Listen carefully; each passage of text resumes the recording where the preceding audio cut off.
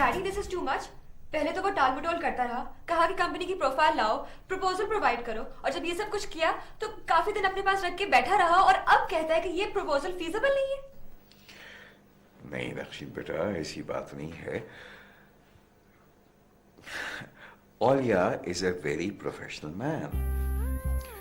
बहरहाल इसमें परेशानी की क्या बात है, मैं भी मालूम करता हूं। ओलिया, जरा आप यहाँ आइए कॉन्फ्रेंस रूम में मेरे पास। Thank you.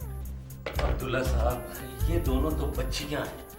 मैं आपके ग्रुप के लिए कोई मसला पैदा नहीं करना चाहता।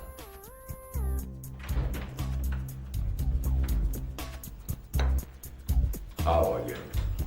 ओलिया, ये है हमीद साहब, स्टार एडवर्टाइजिंग एजेंसी के सीईओ, और नशीब की बहुत अच्छी दोस्त है रुना के फादर है। और हमीद साहब ये है ओलिया, हमारे फाइनेंस डिपार्टमेंट के डायरेक्टर। ओलिया, हमीद साहब की स्टार एजेंसी का एक प्रपोजल गालिबन आपके पास आया था, जो शायद आपने टर्न डाउन कर दिया। मैंने नहीं सर, हकायक ने टर्न डाउन कर दिया।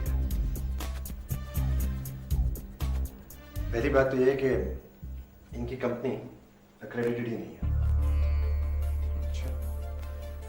दूसरी है कि जिस कंपनी से हम काम कर रहे हैं अभी, उससे हमारी बहुत लंबी क्रेडिट लाइन है। इस वक्त भी हमें उनके तकरीबन भी 4.25 करोड़ रुपए पे ऑफ करना है। जाहिर है अगर उनसे रिलेशनशिप खत्म करके हम इनकी एडवर्टाइजिंग एजेंसी को देते हैं तो सारा पे ऑफ करना पड़ेगा, जिससे कैश फ्लोज इफेक्ट होंगे, फाइनेंशियल सिचुएशन चेंज हो सकती है। तीसरे ये कि जिस कंपनी से हम काम कर रहे हैं उससे हमारा 18 साल का एक रिलेशनशिप है। बिल्कुल बगैर किसी वजह के रिलेशनशिप खत्म करना इट्स नॉट एडवाइजेबल। मार्केट में एक नेगेटिव रेपुटेशन क्रिएट होगी।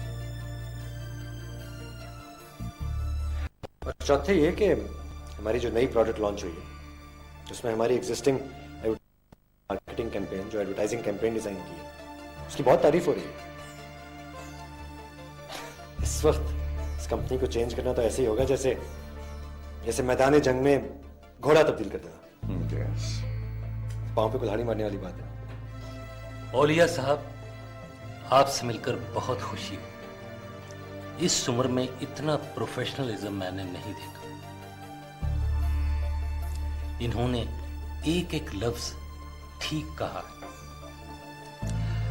वाकई हमारी फर्म की एक्रेडिटेशन नहीं हुई, और ये खालिस्तन एक टेक्निकल मसला है, क्योंकि जिस एडवर्टाइजिंग एजेंसी की एक्रेडिटेशन नहीं हुई भी होती, रेडियो, टीवी, अखबार वगैरह वाले उन्हें क्रेडिट की फैसिलिटी नहीं देते। इस सूरत में वो अपने कस्टमर को भी क्रेडिट नहीं दे सकते। जाहिर है कि हम इतने बड़े क्लाइंट का बोझ नहीं उठा सकते।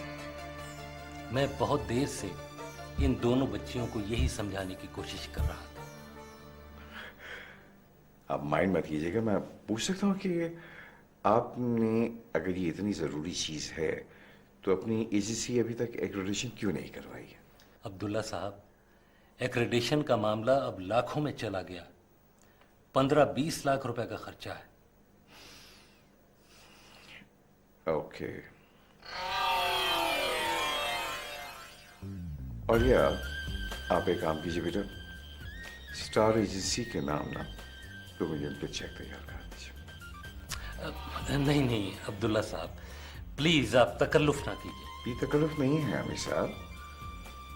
आप फिलहाल ये कीजिए कि अपनी एजेंसी की एक्रेडिटेशन करवाइए, और बाकी मामला जो है वो बाद में बैठ के तय कर लेंगे। वो क्या हो गया?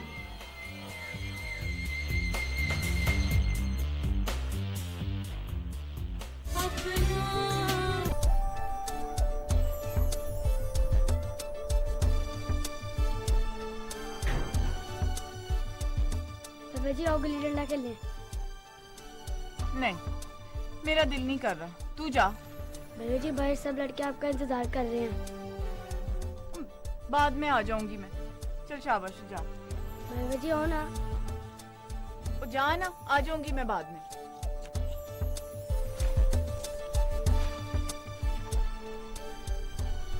भाभी, नी पुत्र खैर है ना, तबीयत तो ठीक है ना तेरी? अम्मा ला मैं साफ कर। तू सब नी पुत्र साफ तो तू कर लेगी, पर कोकड़ू इसके अंदर ही रह जाएंगे और दाल उठा उठा के बाहर फेंकती जाएगी। मेरा ख्याल है हारिस को एक्सपोर्ट डिवीजन का इंचार्ज बना दीजिए। क्या ही नहीं, पूरे एक्सपोर्ट डिवीजन का इंचार्ज? टेक्सटाइल का कोई सेक्शन दे दीजिए। फिर भी मतलब मुकम्मल तौर पे इंडिपेंडेंट इंचार्ज बनाना मुश्किल है। क्यों, क्या प्रॉब्लम है?